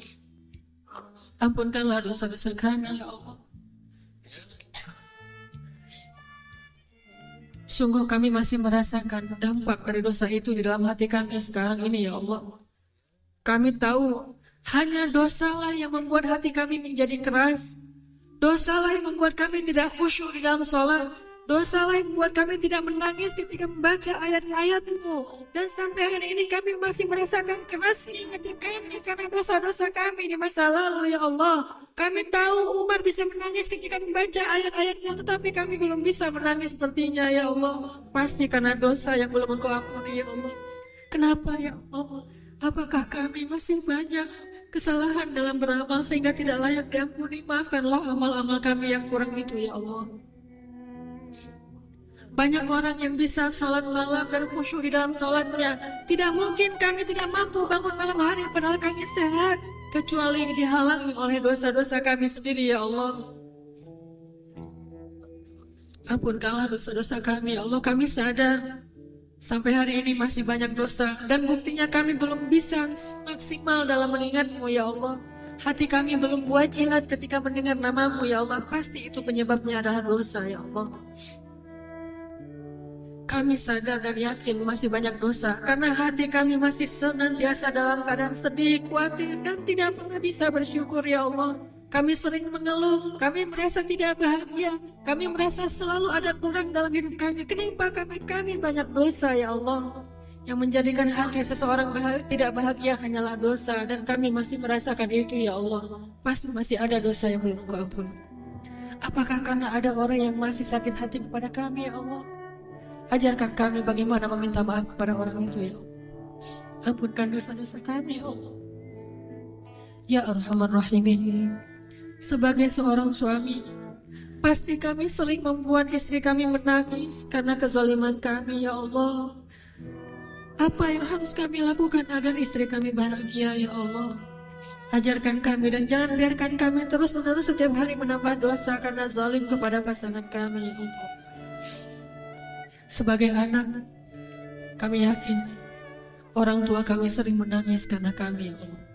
Kami yakin ibu kami diam-diam menangis di dalam sholatnya dan tidak berani menampakkan wajahnya ketika sedang menangis di hadapan kami karena dia takut kami akan marah kepada mereka, ya Allah. Betapa sering ibu kami ingin menasihati kami karena kami bersalah, tetapi dia takut kami membentaknya sehingga dia diam saja lalu dia menangis. Maafkanlah kesalahan kami, ya Allah. Sering kami membanding-bandingkan ibu kami dengan ibu orang yang lain, Sering kami menganggap ibu kami tidak berjasa dalam hidup kami sehingga kami tidak berbakti kepadanya. Bukankah 9 bulan susah payah mereka mengandung kami itu jasa yang tidak pernah bisa kami balas ya Allah. Betapa durhakanya kami mengatakan ibu kami tidak berjasa bagi kami. Padahal 9 bulan dia mengandung kami dalam kepayahan. Setiap malam dia menjerit, setiap malam dia mengadu kepadamu betapa sulitnya mengandung. Bukankah itu jasa yang tidak pernah bisa kami balas ya Allah? Tetapi kami senantiasa mengatakan kami tidak perlu berbakti karena ibu kami tidak pernah berbuat baik kepada kami. Kadang kami tidak mau mendengar nasihat ayah kami karena merasa ayah kami tidak mendidik kami dengan baik. Bukankah diam-diam dia mengeluarkan keringat setiap hari untuk menafkahi kami ya Allah? Dia merasa dia tidak cukup ilmu untuk mendidik kami, tetapi dia menggunakan semua tenaga, pikiran, dan waktunya untuk menafkahi kami agar kami belajar kepada orang yang lebih pantas daripada dirinya ya Allah. Ayah kami sadar dia tidak punya banyak ilmu untuk mengajarkan kami agama. Untuk itulah dia menafkahi kami belajar kepada ulama, belajar ke sekolah-sekolah yang baik agar kami mendapatkan ilmu yang lebih pantas. Dia tidak mengajarkan kami sholat, tetapi dengan harta dan nafkahnya lah kami belajar sholat. Dia tidak mengajarkan kami tentang agama, tetapi dengan nafkahnya lah kami belajar agama ya Allah. Maafkanlah dosa-dosa kami kepada orang tua kami. Kami lupa ya Allah. Kami lupa kebaikan orang lain kepada kami. Kami hanya selalu mengingat kebaikan kami kepada orang lain. Kami lupa kebaikan pasangan kami kepada kami. Kami hanya ingat sedikit pengorbanan kami kepada mereka, sehingga kadang kami merasa lebih baik daripada mereka ya Allah. Ya Arhamar Rahimin, kami rindu kepada Rasulullah Sallallahu Alaihi Wasallam. Sampaikanlah salam rindu kami kepada Nabi Muhammad ya Allah. Kami tidak pernah melihat Rasulullah selama kami hidup di dunia ya Allah. Dan jangan sampai kami juga tidak bisa bertemu dan melihat Rasulullah nanti di akhirat ya Allah. Para sahabat Nabi-Mu, mereka pernah bertemu dengan Rasulullah, duduk di sebelah Rasulullah, memeluk Rasulullah di dunia. Dan mereka juga akan dijanjikan bertemu lagi dengan beliau di akhirat. Sedangkan kami ya Allah, bahkan di dunia pun kami tidak pernah melihat beliau. Ketika kami datang ke kota beliau di Madinah, bahkan kami tidak bisa melihat kuburan beliau secara langsung ya Allah, kecuali dari balik pagar ya Allah. Kami tidak pernah melihat Rasulullah di dunia. Izinkanlah kami untuk menatap wajah beliau yang indah nanti di akhirat ya Allah. Kami ingin mengadukan perihal kami kepada beliau. Kami ingin minta maaf kepada beliau karena kami belum setia mengikuti sunnah-sunnah beliau ya Allah. Ya Arhamar Rahimin, jadikanlah kami tetangga Rasulmu nanti di dalam surga Firdaus. Ya Allah, anugerahkanlah kepada kami keluarga yang menjadi penyejuk hati kami ya Allah. Tidak ada yang lebih berharga setelah Engkau dan Rasul-Mu bagi kami kecuali keluarga yang sakinah, mawaddah, warahmah ya Allah. Bukan harta yang membahagiakan kami ya Allah. Bukan bisa berjalan ke seluruh negeri yang bisa membuat kami bahagia ya Allah. Tetapi melihat senyum pasangan kami, melihat senyum anak-anak kami, itulah yang paling berharga dalam hidup kami ya Allah. Anugerahkan kepada kami keluarga seperti itu. Keluarga yang senantiasa kami bisa melihat merekahnya senyum di wajah mereka ya Allah. Anak-anak yang senantiasa menegakkan sholat ya Allah. Istri dan suami yang senantiasa saling tolong menolong dalam kebaikan dan ketaatan ya Allah. Ya Arhamar Rahimin, anugerahkanlah kepada pemuda-pemuda Islam jodoh yang soleh soleha ya Allah. Anugerahkanlah kepada pemuda-pemuda Islam istri-istri yang solehah. Kepada pemudi-pemudi Islam, suami-suami yang menjadi imam yang baik untuk mereka ya Allah. Allahumma unsuril Islam wal muslimin. Ya Allah, hari ini pasti banyak masih di antara kaum muslimin yang menangis karena kelaparan di negeri-negeri yang terjajah itu ya Allah. Palestina, Gaza, Suriah, Irak, Yaman, Rohingya, Nigeria, Kongo, Afrika. Di seluruh dunia banyak kaum muslimin yang tertindas ya Allah. Banyak perempuan-perempuan yang dihina ya Allah. Banyak orang tua yang diinjak-injak ya Allah. Banyak kaum muslimin yang kehilangan harta, rumah mereka ya Allah, bahkan kehormatan mereka ya Allah. Ya Arhamar Rahimin, tolonglah kaum muslimin di seluruh dunia ya Allah. Ya Allah, kami cinta dengan Masjidil Aqsa. Demi Engkau ya Allah, demi Engkau yang menggenggam jiwa kami di dalam genggaman-Mu ya Allah. Kami bersumpah atas nama-Mu ya Allah. Kami cinta dengan Masjidil Aqsa ya Allah. Jadikanlah kami salah satu di antara pembebas Masjidil Aqsa. Ya Allah, kami meminta kepadamu ya Allah, di dalam rumahmu ya Allah, di dalam majelis yang Engkau cintai ini ya Allah, kuburkan jasad kami di dalam tanah Masjidil Aqsa ya Allah. Kuburkan jasad kami di dalam tanah yang Engkau berkahi di dalam Masjidil Aqsa ya Allah. Tumpahkanlah darah kami mengalir sebagai darah para syuhada ya Allah. Janganlah Engkau matikan kami di atas tempat tidur kami yang empuk ya Allah. Matikanlah kami di tangan musuh-musuh-Mu ya Allah. Matikanlah kami di tangan orang-orang yang kufur kepadamu ya Allah. Setelah kami berjuang dan Engkau ridho kepada kami ya Allah. Rabbana zalamna anfusana wa illam taghfir lana wa tarhamna lanakunanna minal khasirin. Rabbana atina fid dunya hasanah wa fil akhirati hasanah wa qina adzabannar. Ya Allah, kami berlindung kepadamu dari su'ul khatimah. Kami berlindung kepadamu dari azab kubur. Kami berlindung kepadamu dari neraka jahanam. Sehingga Nabi SAW mengatakan, nanti di hari kiamat di padang mahsyar ada seorang hamba yang disidang oleh Allah, dosanya banyak banget, amal solehnya nggak ada. Ninggalin sholat ini itu segala macam, dosanya banyak banget, amal solehnya hampir nggak ada. Sehingga Allah mengatakan kepada para malaikat yang mencatat amal, coba periksa amal solehnya. Kata malaikat nggak ada. Kata Allah periksa lagi, nggak ada, periksa lagi. Ada nih, cuma satu doang. Apa amal soleh dia yang satu itu? Amal soleh dia yang satu itu cuma memaafkan orang lain. Dia itu bukan ahli ibadah, bukan apa-apa. Cuman amal soleh dia itu orangnya lapang dada. Kalau ada yang bersalah ke dia, dia maafin. Dia doain kebaikan untuk orang itu. Gak pernah melakukan ibadah-ibadah yang hebat seperti ahli ibadah. Gak pernah berjihad seperti para syuhada. Gak pernah mengajarkan ilmu seperti para ulama. Satu-satunya amal soleh dia adalah gampang memaafkan orang lain.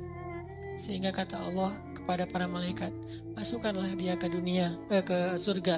Sebagaimana dia memaafkan saudaranya, begitu juga aku sudah memaafkan semua kesalahan-kesalahannya.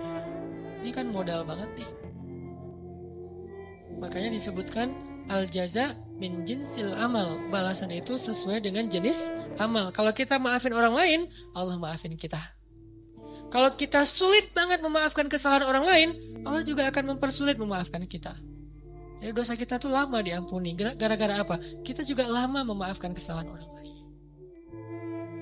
Sehingga hanya dengan satu amalan memaafkan orang, sering tuh, nggak sekali doang. Berkali-kali orang bersalah ke dia, berkali-kali dia maafin orang itu, maka Allah SWT juga melihat dosanya banyak emang, tapi kan dia pemaaf, maka Allah juga lebih pemaaf daripada dia kepada kesalahan-kesalahannya. Ini teman-teman yang dirahmati Allah SWT, memaafkan yang luar biasa pahalanya di sisi Allah. Belum lagi nanti Nabi SAW bersabda,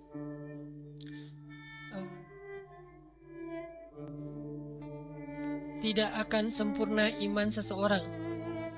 La yablughul abdu sholihal iman, sampai tidak akan sempurna iman seseorang sampai dia yasila man qata'ah, menyambung silaturahim kepada orang yang memutuskannya.